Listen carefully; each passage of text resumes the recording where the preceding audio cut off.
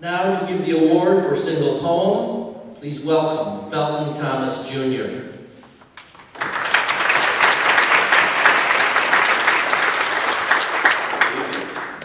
As my English teacher used to say, anyone can write a poem, but as we all know, only few can write poems that we actually want to hear. Our first candidate nominee is Thomas Dukes, who says he's the world's biggest Julian's fan, and that is clear by his poem, Do, Re, Mi, La, So, Fa, Ti, Do.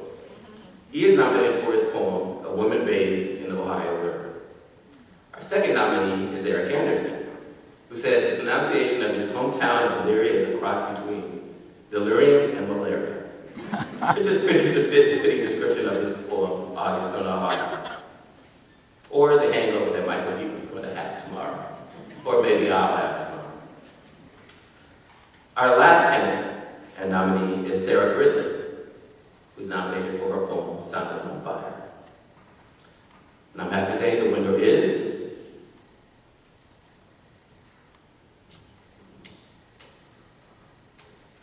Eric Anderson. All right.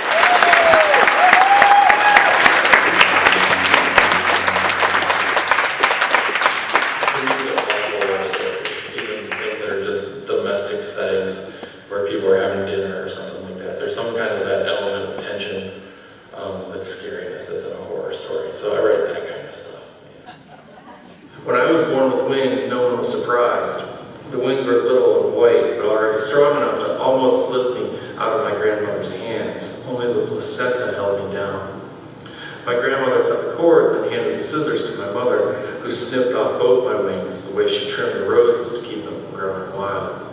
She put them in a jar for me. When I shake it just right, I can feel myself flying. I don't think it's about me or anything like that, in the sense that I wasn't thinking I was going to write the story of my life or something like that. Everything's about yourself, though, so I'm sure there's some aspect of that in there. But yeah, I don't think that, I don't recall anything terrible happening. But, you know, everybody's wings gets clipped in some way, somehow.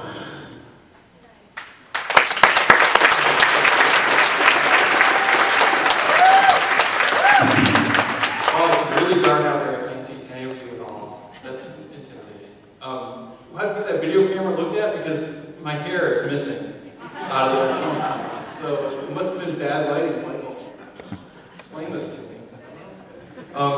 Thanks so much, Judy. This is a fantastic event, and for all the hard work you do. Thanks, Lou, who probably saw that poem before anybody else did. And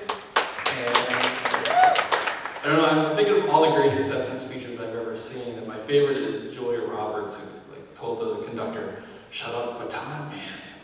Stop waving that thing at me." But I don't have a lot to say, so thank you very much.